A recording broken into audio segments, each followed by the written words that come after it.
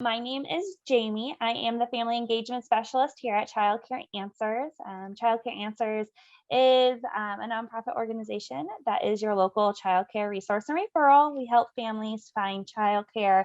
So today we have invited Lesa Paddack from InSource to come and present. But I'm going to let her share a little bit about who she is and what InSource is, and then we're going to get started here today. Thank you so much for joining us. Hi, everyone. Thank you so much for joining us today. My name is Lesa Paddack, and I have been with InSource, I'm close to 20 years, about 3 years as a volunteer, 17 years as a paid staff. And so I am so happy to be here today. And I am going to explain a little bit right now about InSource. So InSource is the Parent Training and Information Center for Indiana. So we help families understand their rights, roles, and responsibilities. And basically, we like to say that we're kind of the pivot to the process. We help families by not making a decision for them, okay, but by helping them understand the choices that are in front of them. And that is an important difference. As you'll see here in one of our next slides, we're not lawyers. We don't make decisions for anyone, but we're there to also help facilitate conversations, particularly conversations that can sometimes be uncomfortable or can be hard. With families and schools. So today we are going to have a discussion about early childhood transition from Part C to Part B. I am not an attorney. InSource is not a law firm or a legal service agency. So basically it means that I'm not giving legal advice, okay? We are helping provide information and support, and I can help you learn about your rights and various procedures that exist. We help have discussions to brainstorm about different options that may be available, but it's up to the family to pick the particular option, to understand that how to use that option. And so if you obviously need a legal representative, then you would want to contact one. Okay, next we're going to talk just a little bit about the why, okay? So InSource has basically been around for over 45 years assisting, and we offer technical assistance a lot to parents. We also do this kind of training for community stakeholders, right? We offer technical assistance for families, community stakeholders, and for schools. So we are there to try to assist the student reaching their full potential. You will see our mission, our vision, and our belief statement here. This is a full presentation. We're going to take almost all of the time and try to leave some time for questions. So I won't read all of this for you, but part of what is important is to know that we are a grant-funded parent organization and that we're part of a national network. And as I stated before, most all of our InSource employees are parents or have family members with some kind of a special need, and that our services are free to families. So you might be asking, how do we help? Well, we help in a variety of different ways. We have regional offices throughout Indiana. I'm in central Indiana and I cover the state, but we have local special education liaisons. We give a lot of individual phone assistance and parent, community, school training classes about a variety of issues.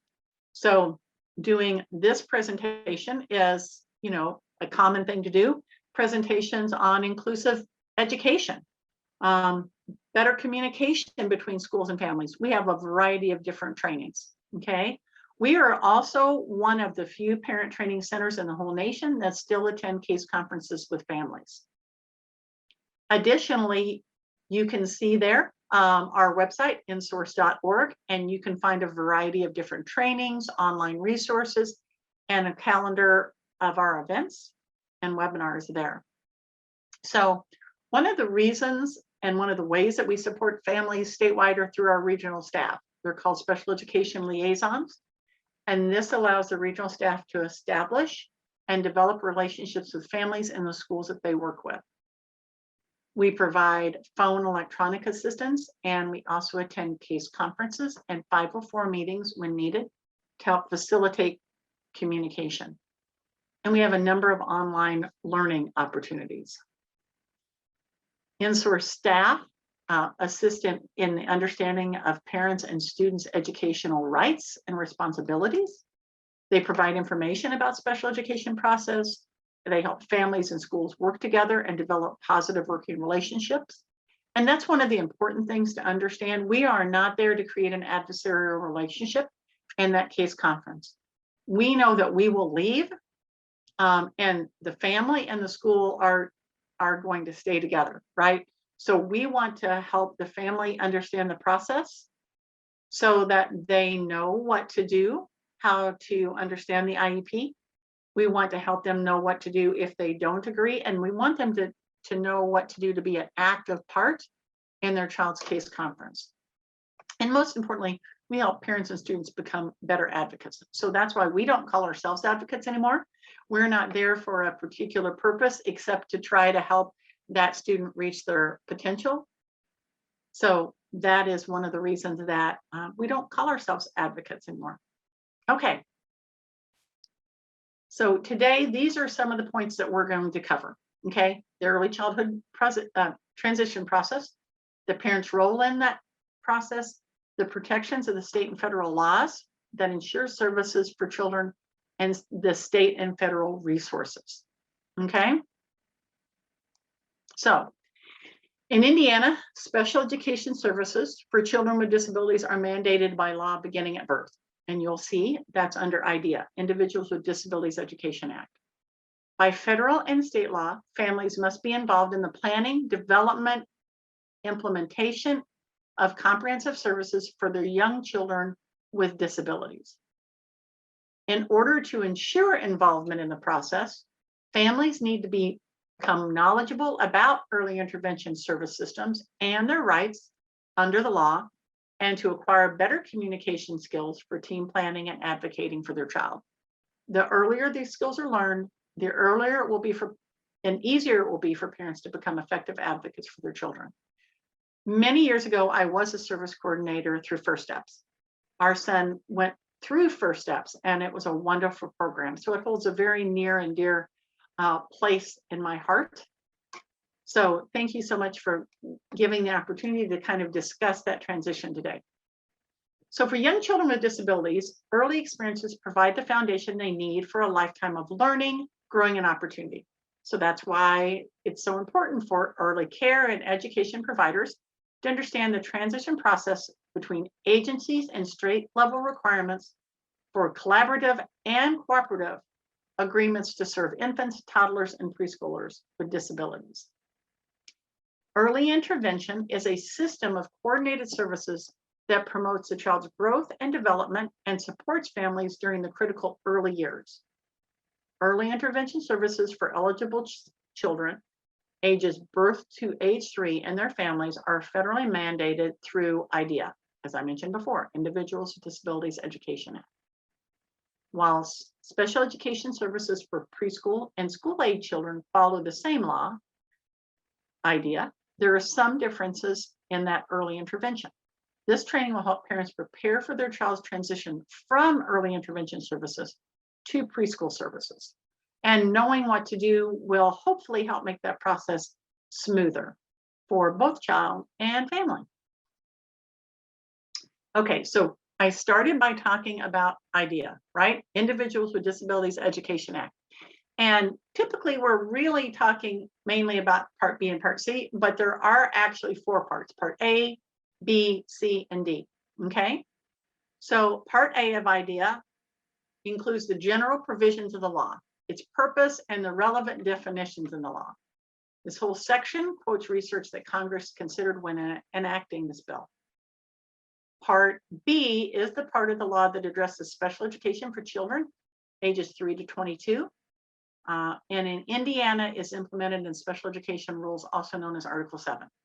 So we have our own special education law entitled Article 7. And when a state has their own law, they can do more, but not less than IDEA. Okay. So when you go to the Department of Ed's website or you go to our website, you will be able to download a copy of Article 7, the actual provision of the law, and Navigating the Course, which is the family-friendly version of Article 7. There's Part C, as you see here, of IDEA, and that covers early intervening services. In Indiana, early intervening services are implemented under First Steps.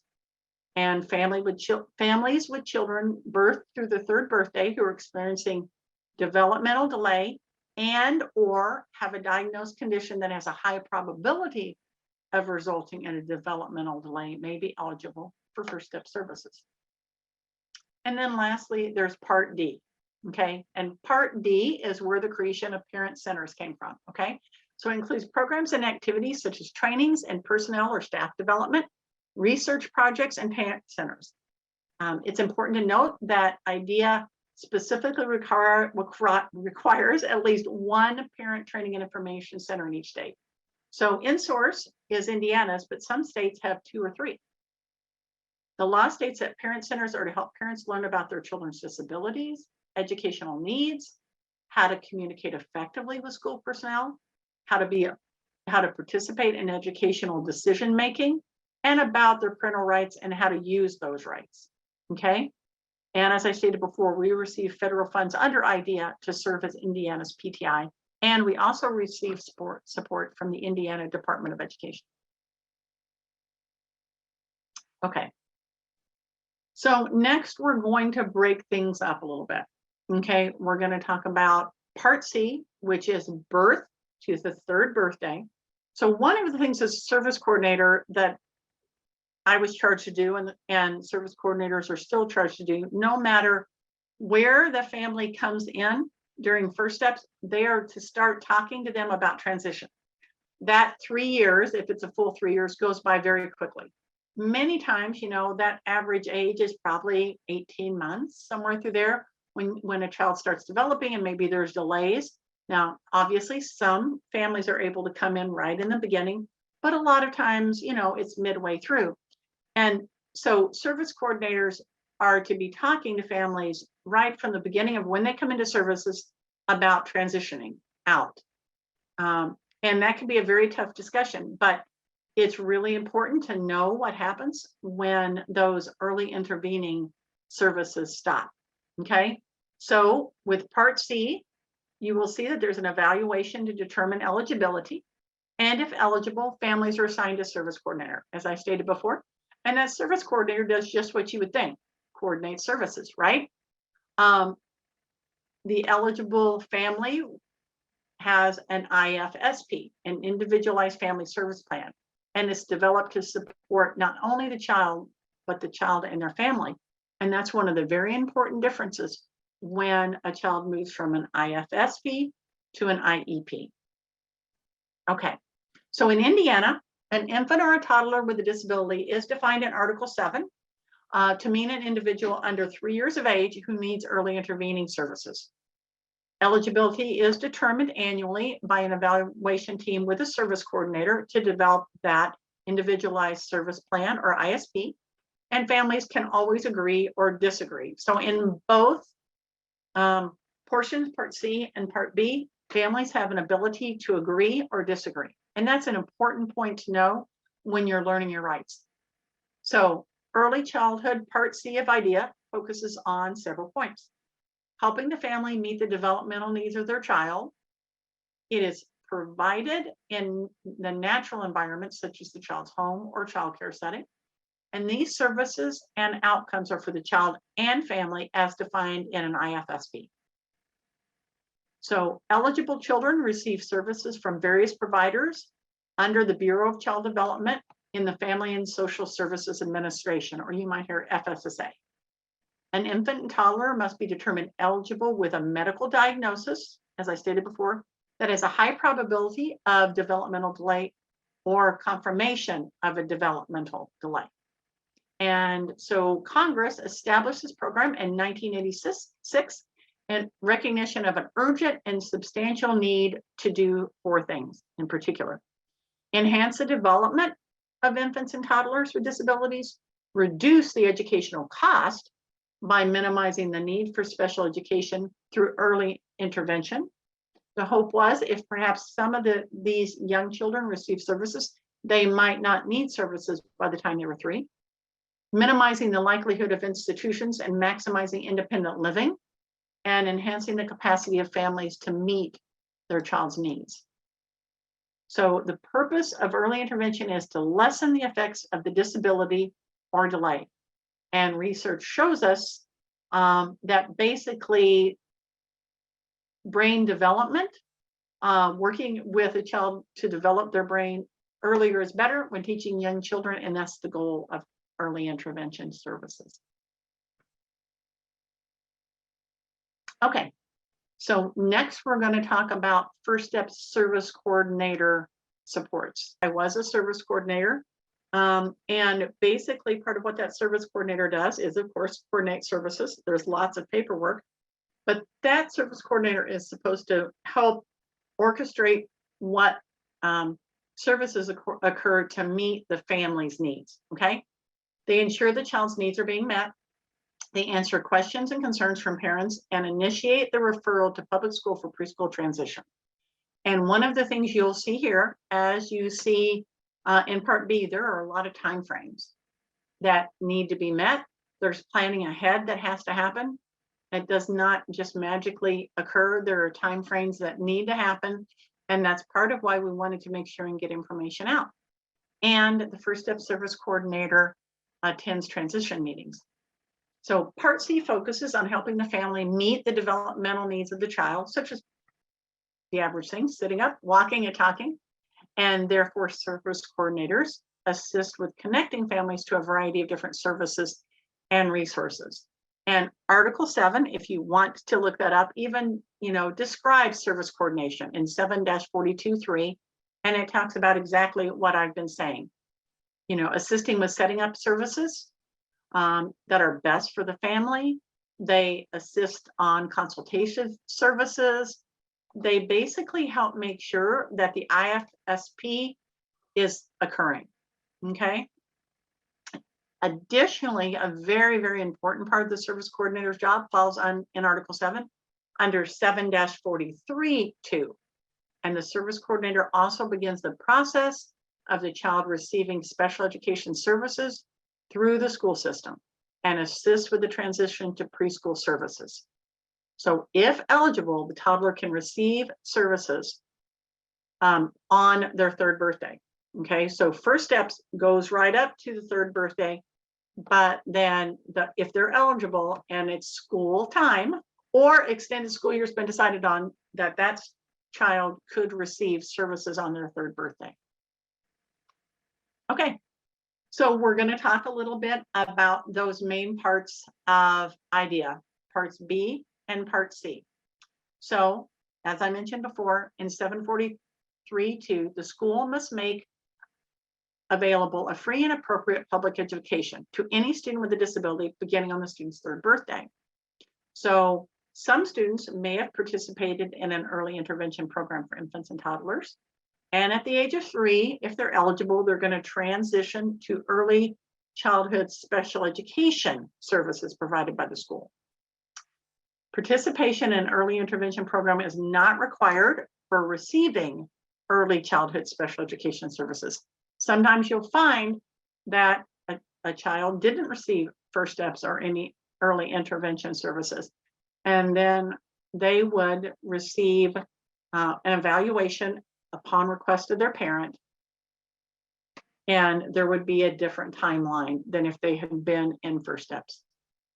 As the child makes this transition from Part C to Part B, services and supports change.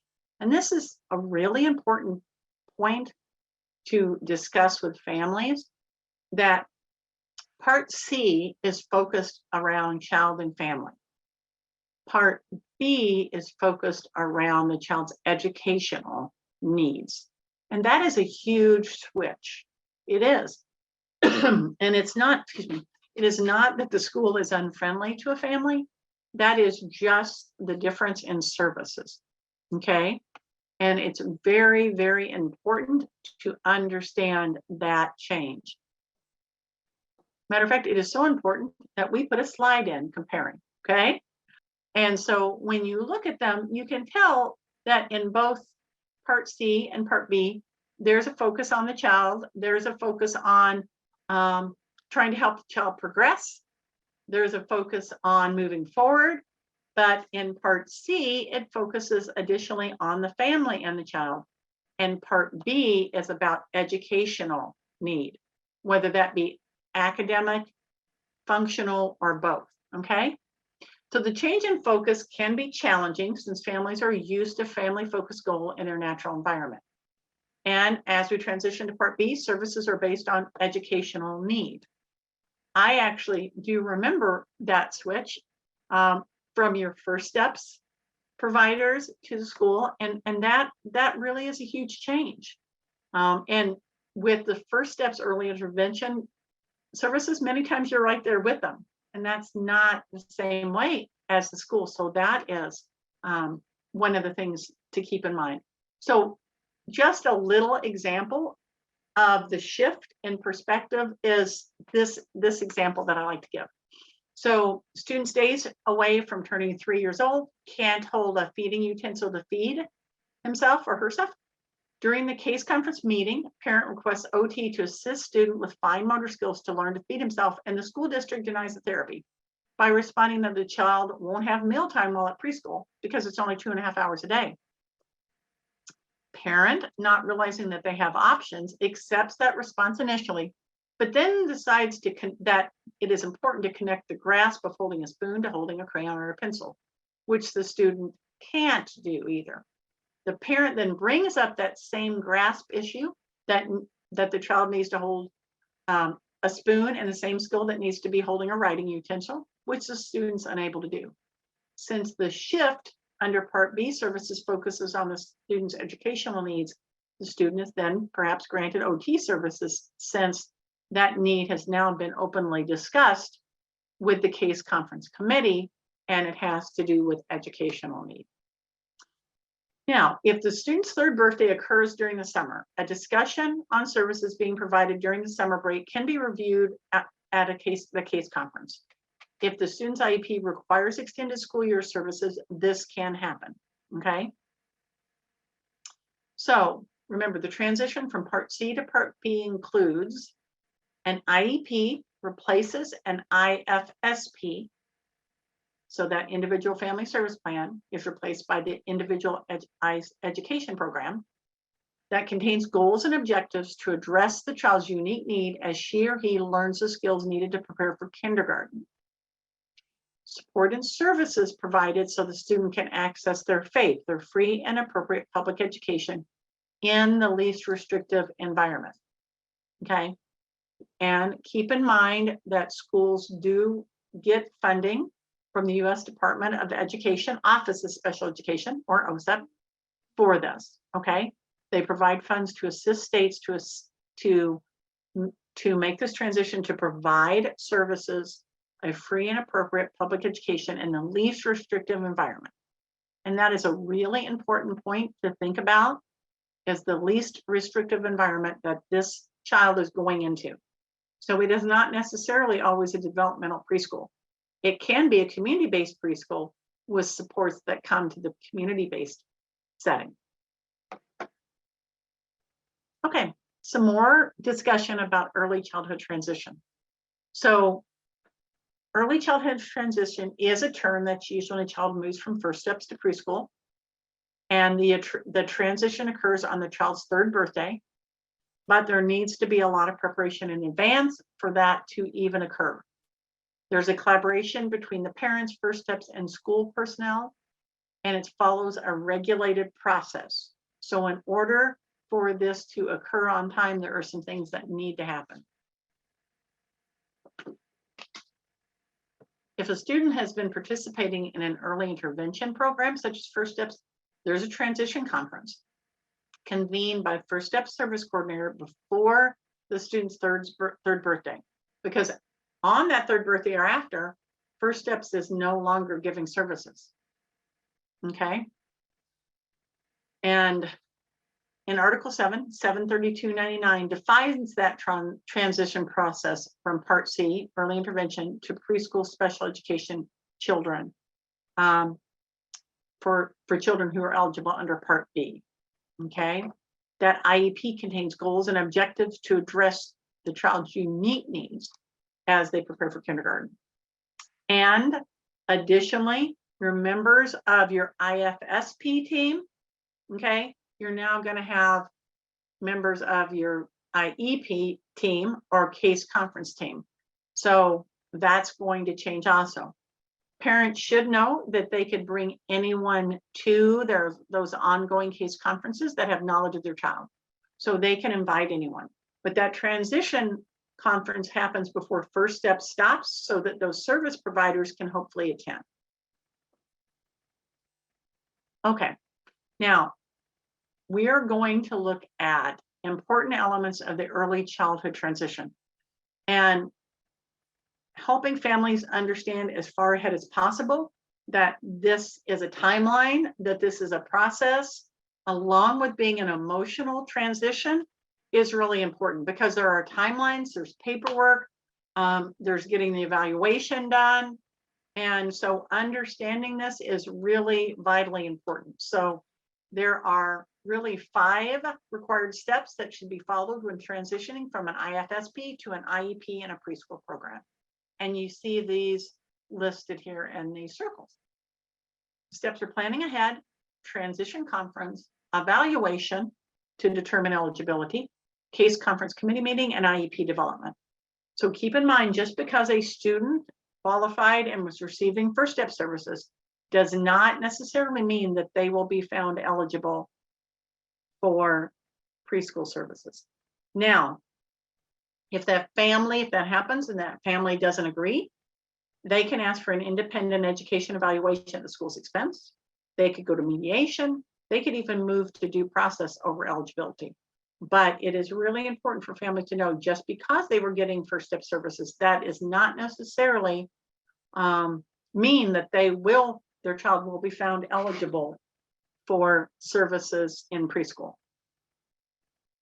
So the transition from Part C to Part B changes the services available and how they're provided as the focus again moves from the child with a disability and family to just the child. Okay. So when we look at planning ahead, okay, that First Step service coordinator plays a major role. And at least 6 months prior to the child's 3rd birthday, with the parent's consent, information is transmitted to the local school. Then the transition conference is scheduled at least 90 days before the child's 3rd birthday, okay? And prior to the child's 3rd birthday, when eligibility for early intervention typically ends on that 3rd birthday, the service coordinator will call 1 or more transition conferences to discuss the child's needs and preschool options.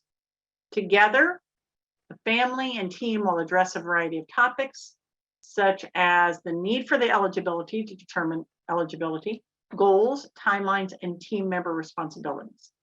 Families should then be very active in discussing their hopes and dreams and concerns about their child, services and programs that they are interested in, and based on those discussions, they will develop a transition plan and prepare for the change in programs when the child turns 3.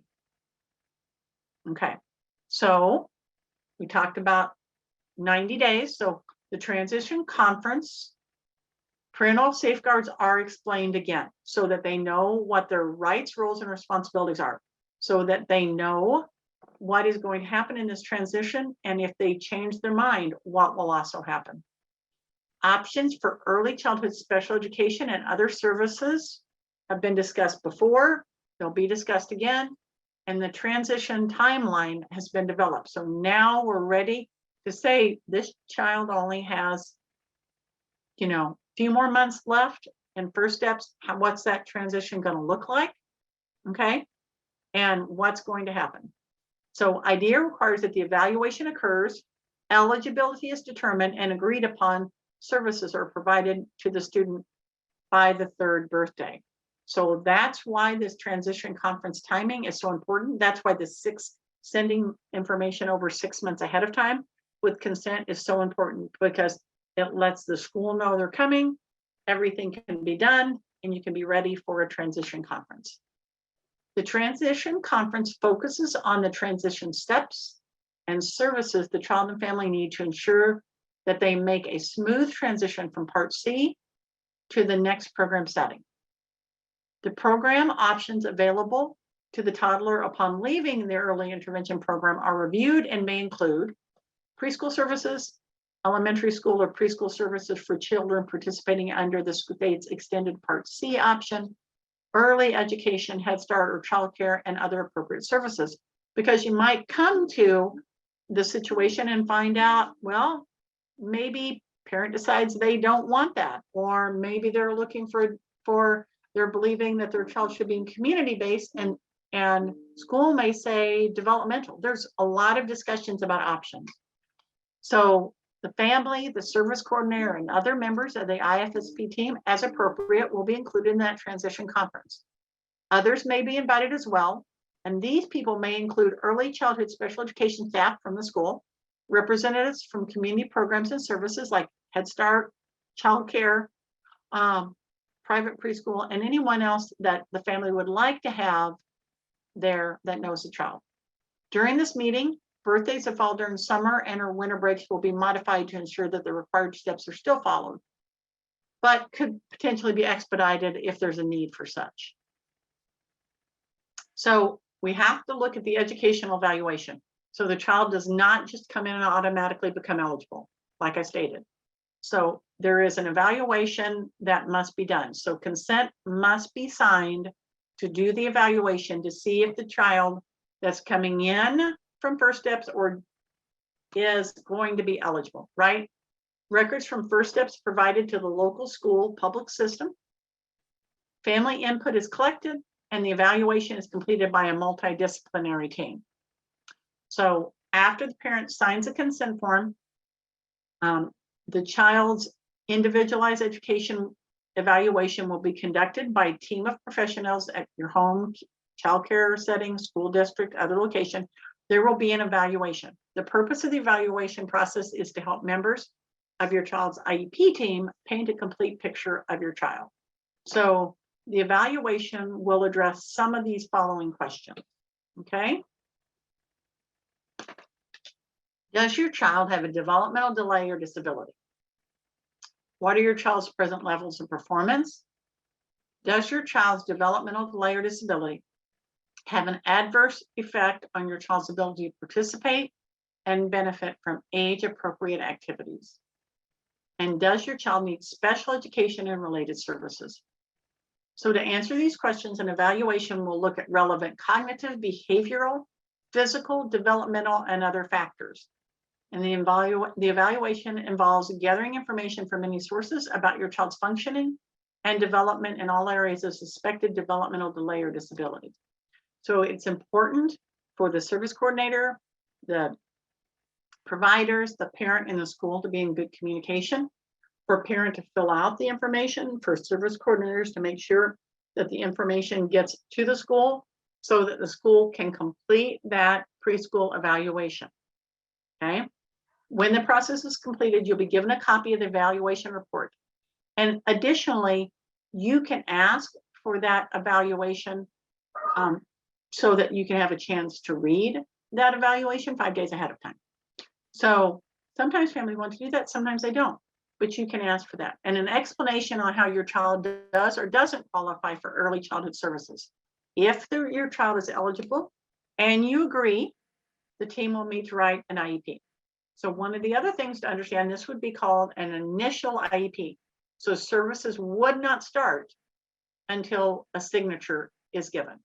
Whereas ongoing IEPs, and when they're 4, 5, or in kindergarten, 6th grade, high school, then basically if a parent doesn't contest it, ask for another meeting, or move forward with the dispute process, it can just automatically go into effect on the 11th day, called the 11th day rule. But the initial IEP, in order for it to go into effect, must be signed. Lisa, we do have a couple questions for you. One of the questions is a personal one on my part. You mentioned a couple questions while you're going through that slide, just about what the team asks about. If you could highlight those questions again real quick. Sure, absolutely. Because I think there's like 3 or 4 that I felt like I would love to like jot down real quick. So here are some of the types of evaluation questions that will be looked at. Does your child have a developmental delay or disability? So keep in mind, and a little further on, we'll talk about it and we'll show you the 13 areas of eligibility. So your child must fall in one of these areas, which, to be honest, with the little ones coming in out of First Steps, then you're often looking at speech or language delay. You're often looking at developmental delay, okay? And in Indiana, that can go up to the age of 9. You might be looking at autism. You're typically not looking at specific learning disability, right? You might be looking at blind or low vision or deaf and hard of hearing. So, there are 13 areas of eligibility, but, a few of them, like I said, specific learning disability, you typically don't get. Emotional disability, you would rarely get for one that little. What are your child's present levels of performance? So they will take the information from the First Step. So that last quarterly report, they will take that information. They'll look at all of the information as they're they're doing their evaluation. And they'll also typically have parents fill out rating scales and information. They'll look at information provided from medical providers also. Does your child's developmental delay or disability have an adverse effect on your child's ability to participate in and benefit from age-appropriate activities? Okay. And does your child need special education and related services? Okay. So part of what you want to look at is when your child is evaluated, there are assessments typically that will compare them to other children their age. How will they score, right? And they look at things like language development. They look at things like self-regulation and behavior. They will look at, some of those academic preschool skills. Those are all some of the things that go in to looking at eligibility. That's helpful. And we have another question about the multidisciplinary team and who all is on that team, and then who all is really expected to be on that per the requirements of Article 7. Well, and that is a very good question. So a lot does depend on eligibility category, but there will be someone there. There's typically going to be a school psychologist. There's going to be an early childhood education specialist. More than likely, in most places, there'll be perhaps a speech pathologist, an occupational therapist, a physical therapist. Now, if we already know, let's just say there's no trouble with speech, right? They may not do that part. But a lot of times if a child has a delay, they're going to look at the First Steps services. They're going to look at the information, and then they're going to talk with a parent about who to have part of that. It is very important for the First Steps team or childcare providers or other parties along with parents to explain and intentionally express their concerns. So maybe my child's not getting speech right now, but as they get closer to 3, I'm still not seeing language development like I would want to. So I do want to have an evaluation for speech, right? So you expect a lot different out of a 2-year-old than an almost 3-year-old. So sometimes it is really important to take a look at the fact that this child's, now looking toward 3, not barely 2.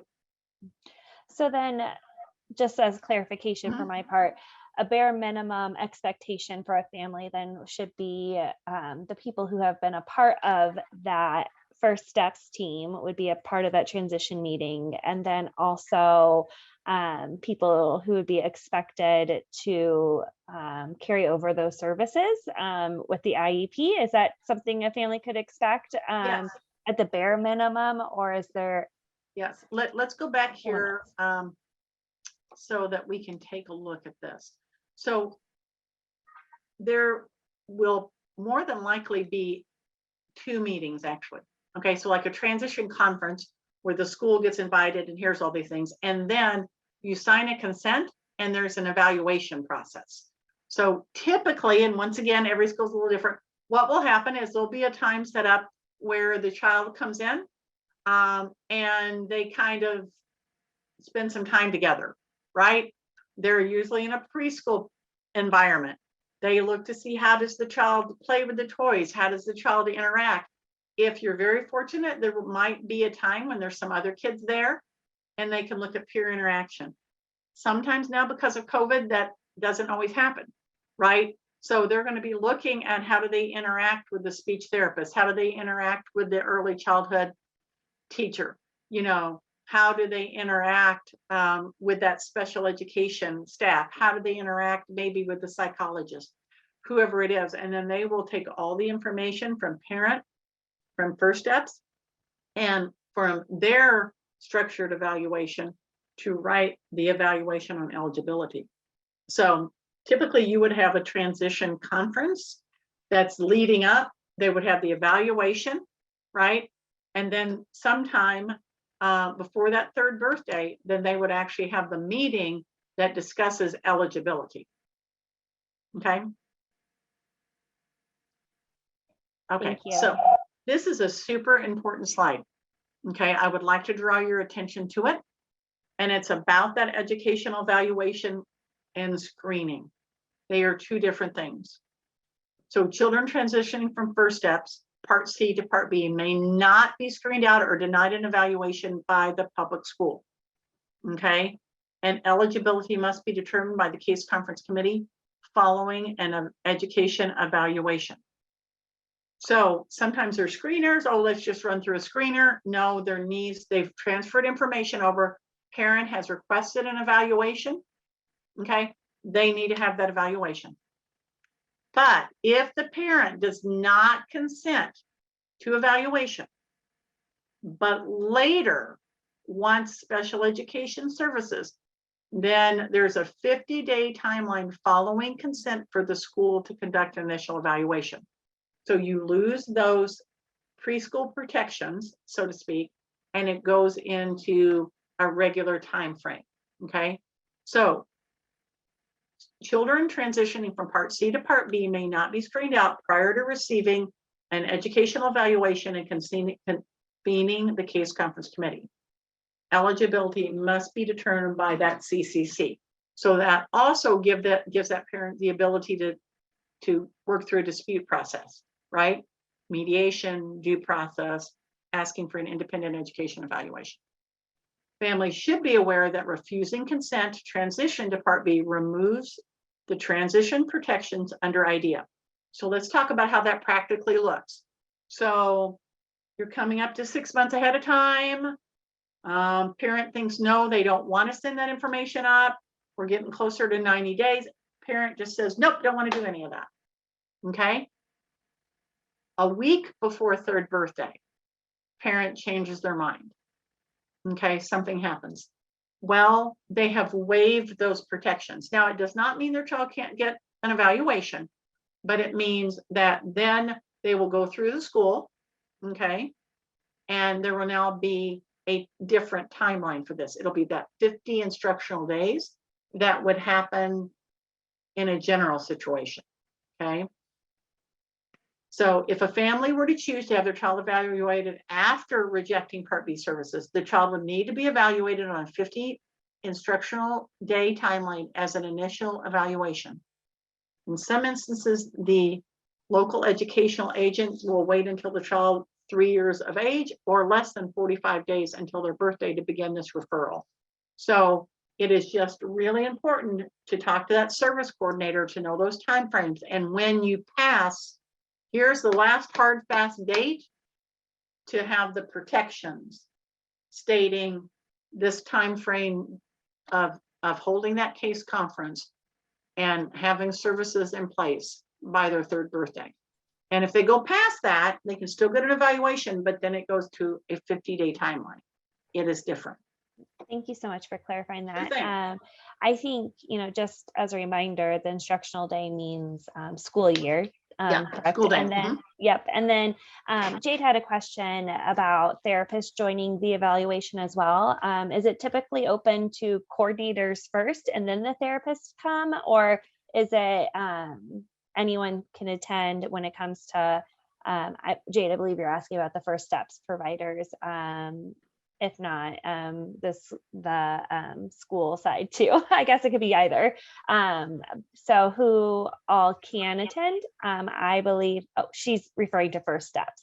Can the first steps be a part of that conversation, not just the coordinators? Oh, yes. So I'm presuming and I don't want to speak for you. So are you saying for that transition committee, or can they be part of having input into the school evaluation? Great. That's a great clarification question. Because at the transition conference, you would expect, in my understanding, you would expect the first step service providers to be part of that. Whereas with the school evaluation, they would have contributed to it through their report. Okay. Maybe even a phone call, right? Maybe even some kind of direct conversation or something. But that transition conference, they would be there, the service coordinator would be there, typically the preschool person connection would be there, but that starts that school evaluation. And hopefully all that information is wrapped up in a pretty bow to go to the school so that it all gets completed. And then you must remember that that case conference must be done, eligibility must be determined before that child's 3rd birthday, so that they could literally start services right before or on their 3rd birthday. So they receive first step services the day before they turn 3. They walk into a preschool setting. Happy birthday, bring the cupcakes, right? Okay. So yeah, perfect. And so Jade, I think what she's saying is that for the first steps transition piece, absolutely, typically therapists are a part of that physically, they're there, active. And then for the school age one, it's more of you've contributed to it, but you don't have to be present for it. That will typically be school staff. Now, obviously, I don't know how all school systems do, but they will be looking at their clinicians to produce a large part of that evaluation. Now, they will take that information from first steps, right? And parent has to fill out information and rating scales, but it will be the school staff that will do that eligibility evaluation for the IEP, because you're now going from an IFSP to an IEP. Okay. So we talked a little bit about case conference meeting. We talked about the fact it must convene before the student's 3rd birthday. They would review the educational evaluation before, and they would determine eligibility. And it is really important for the parent to understand that they are an equal member of the case conference committee. And at that case conference, where they're discussing eligibility, they will go over that evaluation. Even if they gave it to them ahead of time, they will have an opportunity to discuss that. And that determination is made at that case conference, which, as I said, must convene within 50 instructional days after the evaluation, but prior to the child's 3rd birthday. Okay. And sometimes it does happen several weeks before the child's birthday, but they are supposed to be able to start school on their 3rd birthday. So one of the things we want to just vaguely talk about, we've been talking about IDEA all afternoon. So I wanted to give you an opportunity to look at the 6 components of IDEA. Okay. We've really talked a lot about several of these. We've talked about FAPE. I'm sure you've heard that, free and appropriate public education, and that students with disabilities have the right to educational services appropriate to meet their needs, right? The actual IEP, Individualized Education Program, and it's a written plan describing special services for students to receive. Next, appropriate evaluations. So the evaluation should be appropriate. It should provide information about the student's educational needs that result from a disability. So perhaps if the student needs something, an appropriate type of evaluation, an evaluation for a student who perhaps, is nonverbal, or if they need something else in that evaluation, IDEA affords the fact that it needs to be an appropriate evaluation. LRE, I'm sure you've probably all heard that, least restrictive environment, that students with disabilities are to be educated with typical students in the general ed class as with the same age peers as much as possible. Procedural safeguards, so that's the set of rules and procedures that define and protect students, parents, and schools' rights. And parent participation, that parents have specific rights to participate in process on behalf of their student. And understanding that keeping a good flow of communication with everyone is important so that none of these timelines are missed, because obviously they're very important. Here are the 13 areas of eligibility. And in Article 7, there are some criteria for each of those. Okay, so it is important to understand that that requirements for determining eligibility vary from one category to another, that each one is different, though they can be, can be similar as far as that, but each one is different. There may be some standard information that's collected, like social emotional history, medical information, right? But each one of those in Article 7, you will be able to read about some of the criteria, okay? A child's eligibility category, though, does not necessarily just define what services they can have. So once they are eligible for an IEP, that means that they could get the services they need, right? You do hope that the appropriate eligibility area is chosen, but this is particularly talking about a young child, right? So many times that eligibility might change as they become older. And especially here in Indiana, developmental delay is an area where many kids come from First Steps and go into the preschool system under DD, okay? And it refers to a child that's at least 3 years of age and less than 9 years of age.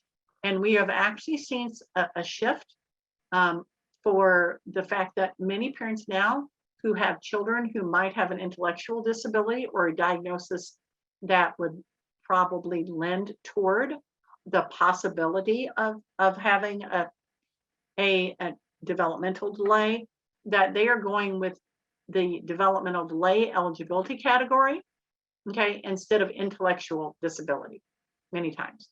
And many families whose children may end up having the eligibility of autism also are going under developmental delay.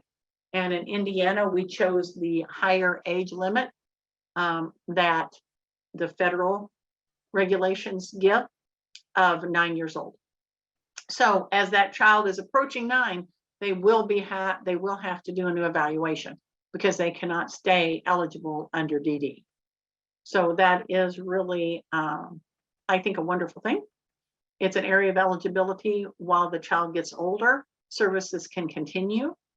And then as they approach 9, they will have to have another evaluation done. Okay, we're going to talk a little bit about the IEP development. Okay, so we already know it occurs when the student qualifies. We already know that it must adversely affect academic, functional, or both achievement, and the case conference committee creates the IEP based upon the student's unique needs. Okay, because one thing to think about, the determination from First Steps is different from the determination process for IDEA Part B. For an IEP, as we said before, there must be evidence of a disability that adversely affects educational performance. So it's possible to have a disability to have little or no impact on performance. Educational performance refers to functional performance and or academic achievement. So the school must consider functional performance, not just academic, okay? And functional performance generally refers to skills and activities of everyday living, okay? When a child qualifies for special item related services, the case conference committee will include the parent. They'll put specific goals into writing. And remember, parent participation is one of the main parts of IDEA. So parents need to understand that they are a vital part, as vital as anyone else. No one knows their child better than them. And as a parent, they are to share information about their child, about current activities, what the child likes, what is difficult. And then goals are written to fit everyday routines and help the child learn to become more independent in areas like learning and living, playing in different environments. So think about a goal in that it's teaching a skill, okay, or maybe closing a gap, right? Goals are based on the child's strengths and needs that were identified in the evaluation. And together, the case conference committee team determines the appropriate services. So how many minutes of services will this child receive, right? And goals drive placement. Will this child be in a community-based preschool? Will they be in a developmental-based preschool? So you will want to find out what setting they're going to be educated in, okay? Now, this diagram kind of shows the difference, right, in different settings. Federal law talks about that preschool children with disabilities, as all children, should be educated in the same environment where children without disabilities are educated to the maximum extent possible. The law of least restrictive environment applies even if placing the child in such an environment requires additional staff training, changes in surrounding environments or equipment, or specifically chosen materials to help your child learn, right?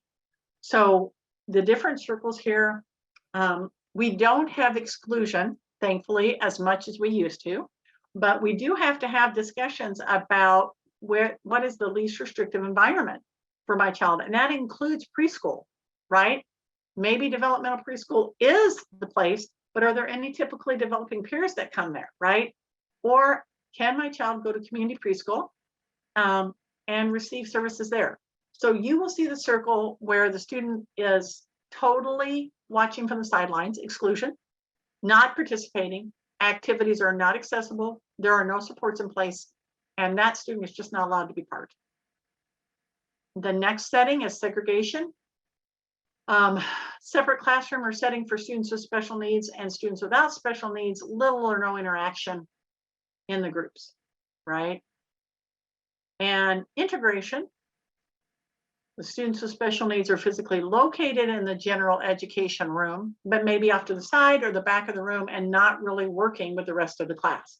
And that's a really important part because the kids all need to be, when possible, working on the same thing. We need to be doing reading time together, even if someone needs some additional help, right? Even if that looks a little different. So, and of course, inclusive practices, students with special needs are incorporated into the general ed classroom with students without special needs, but with the appropriate support, services, and accommodations and modifications needed to allow them to be successful. So when you think about children, think about the fact that they should be educated as much as possible where they would be educated if they didn't have an IEP. Okay. Questions? We did have one. I answered to the best of my knowledge, but just questions navigating potty training when it comes to young children with developmental delays. Shared, a little bit of information that I know regarding childcare programs, which are different than the school-based preschools. You might have your child attending a school-based preschool and get a lot of services when it comes to like functional skills like potty training, but then accessing the childcare program afterwards might be a little bit more challenging. Did share that you cannot be denied access to a program due to a child's disability. So that is something to consider as you are trying to find an actual childcare program, which again is different than a school-based program. And I think Amy has her hand up as well. Yes, she does.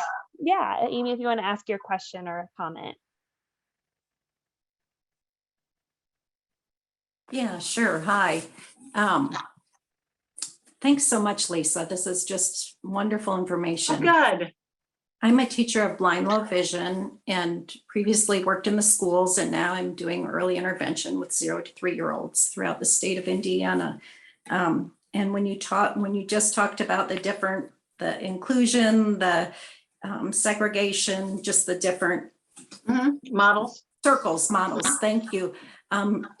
What I see happening for the children that I work with, the age out of first steps, they're being given the offer of developmental delay or school for the blind. And School for the Blind is least restrictive. It's all kids with disabilities. And a class with children with developmental delays that have no typical peers is also very least, restrictive, right? And so how can I coach my families to advocate for their child because they want something different, but yeah, can you speak great to that? question. Because Yeah. I just don't know how to help them, advocate for their child and their child's needs. Some of the children I work with have multiple disabilities, but then there are others that are blind. They're just blind. Right. You know what I mean? So, Yes, absolutely. Absolutely. Yeah. Well, let me speak just a moment to the potty question, yes, and then we'll talk about yours, Amy. So, Jamie, you're right. So a child can come into that special education system not potty trained, and they will work on that. Now, a whole separate childcare that is not affiliated with special education services, then that is covered under the ADA with reasonable accommodations. And that does become a challenge. But the hope is perhaps that if the child is, because some children will never become potty trained, and that can be covered, at school. And sometimes that means maybe they need some assistance from an additional adult to help with toileting, or they go to the nurse for some toileting or G-tube issues or gastro issues. But the general community preschool does still cover under ADA. So maybe let's say that student needs to be in a community program. How are we going to do that, case conference committee?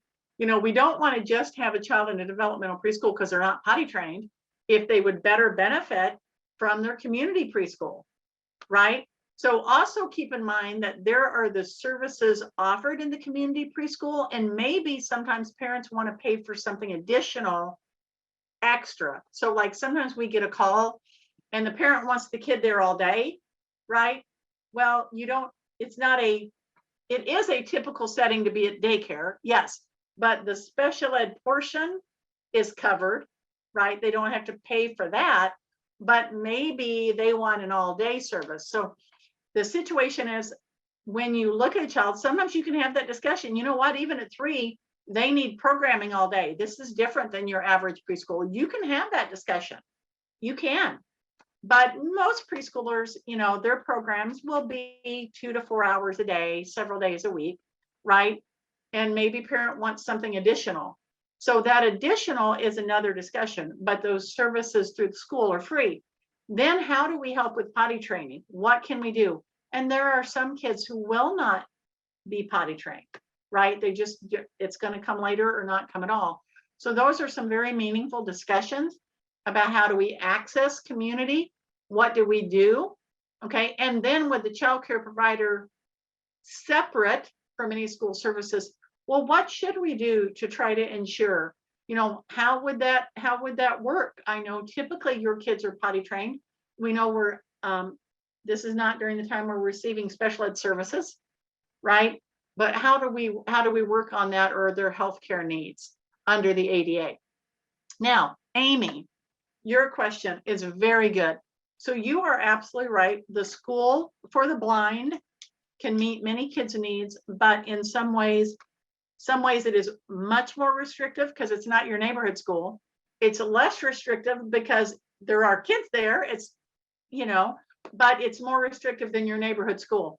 So part of what I think I would say to a family would be the discussion ahead of time and at the case conference that, let's just use the example of a child who is, and I say only blind, but meaning there's no other developmental delay, right?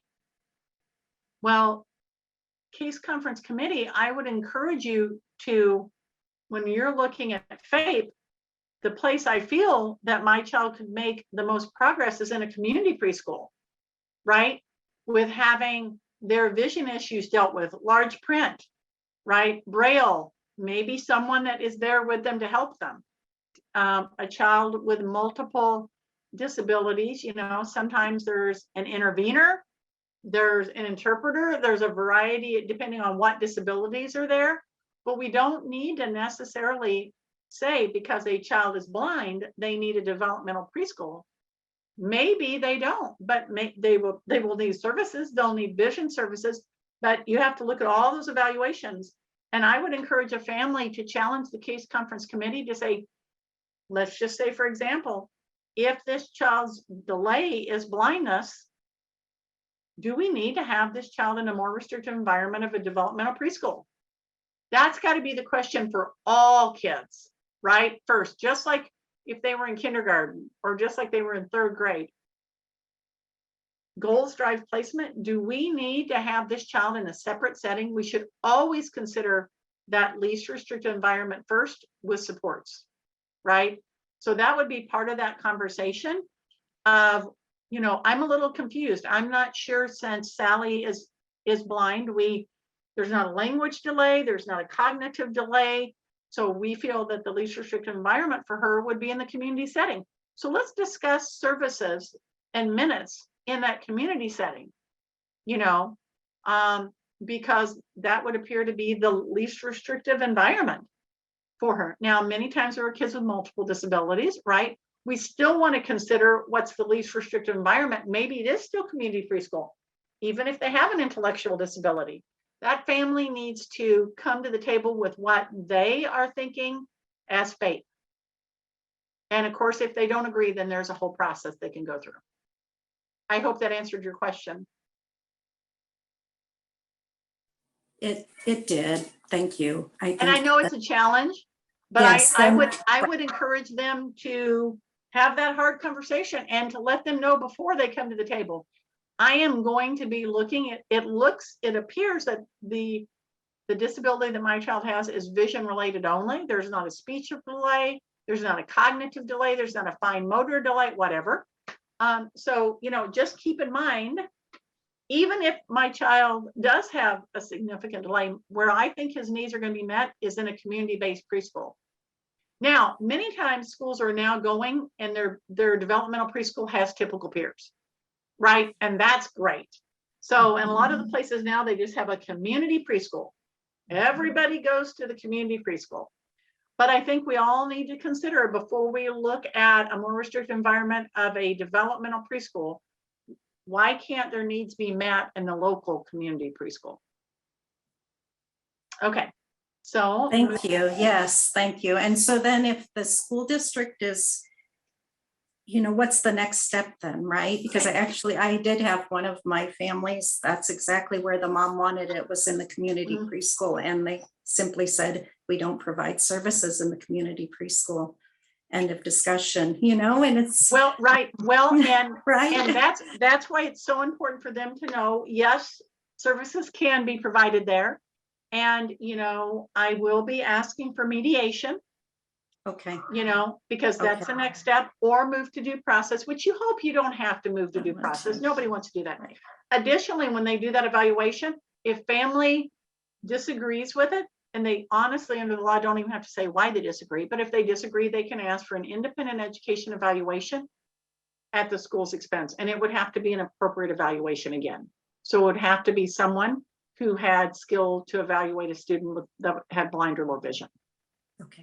Thank you so much. Absolutely. Thank you.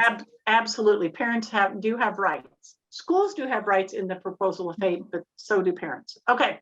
So navigating the course, which we talked about, which is the family-friendly version of Article 7, refers to procedural safeguards as the rights and responsibilities of the parents in the school. So right here are what procedural safeguards affirm, right? The right of the student's parents, okay? And these rights turn to the student at age 18, unless a guardian has been acquired.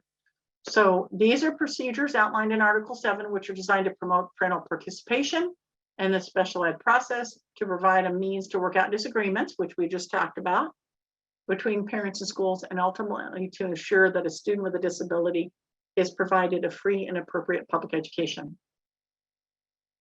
Schools are required to notify parents of their procedural safeguards in writing, and that is called notice of procedural safeguards.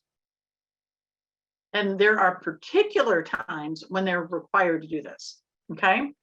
at least one time per school year, because case conferences for an IEP must happen at least once a year. Parent can call a case conference anytime they want, but when they have that annual case conference, they must produce them. Sometimes it's electronic, right? Sometimes it's paper, both. The first time the parent requests, or for the student to be, the first time the parent requests or student is referred for an evaluation. The first complaint, if a parent files a complaint in the school year, if they file the first hearing request for a school year, and the date the student is moved to an interim alternative setting. So in other words, a disciplinary change of placement. And believe it or not, preschoolers are put on homebound services. That happens. And when a parent requests it. So those are some of the times listed in Article 7 in Navigating the Course. Navigating the Course is the family-friendly version, much easier to read, okay? And many times parents will say after a while, oh, I could wallpaper the bathroom with procedural safeguards, but they really are very, very important to read, okay? Because those are given. School says, do you have any questions? Typically parent says no, makes a joke, and they move on. But then sometimes by not reading them, they don't understand what to do if they disagree. They don't understand about the 11th day rule. Whereas if they disagree with that IEP, unless they ask for another meeting or go further in the dispute process, it's going to go into effect. There are things that they have to be involved in to know what to do if they disagree. So here are just a list of some parent responsibilities, right? I think we're all aware of these, okay? That parents have specific rights and responsibilities as they navigate through the transition. And schools are not the only one that have responsibilities, and that those procedural safeguards give parents rights and responsibilities to participate. And so it is true. So a family gets an IEP, and then after that, it's time for the next year's meeting. So they've already gone past their initial. It's time for the next meeting, and the school tries to contact the family. They try in numerous ways. No one answers. No one, comes to the door. No one takes the phone call. The school will hold that case conference without them after they've already done the initial, and it's an ongoing. So parents do have responsibilities, right, along with rights. And a parent, of course, needs to advocate for their student and participate. And some of the things that obvious parent responsibilities are to participate as part of the case conference, give that written consent as appropriate, monitor that ongoing progress monitoring, and request an IEP to be amended when the student needs is changed. And families play an important role sharing all this different information. Families are the best experts on their child, and they know what their child's already learned. They know what their child likes and dislikes. And this information can all be used to determine the child's educational and developmental needs. And we at InSource have many resources to help parents, community stakeholders, and including schools, that help parents learn about special education and advocate for their students, for providers, just like many of you are. Additionally, you can download a copy of Navigating the Course, Article 7, you can get those links. Everything's electronic at this point, right? Here are some early childhood state resources on these next two slides, okay? You also have these as a PDF, so you could look them up yourself. I won't read through all of those, but I did want you to know that they were there. And here are some additional.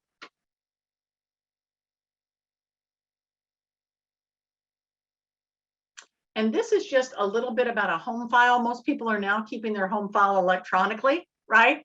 Though not everybody, some people like paper, but here are just some of the things to keep in mind.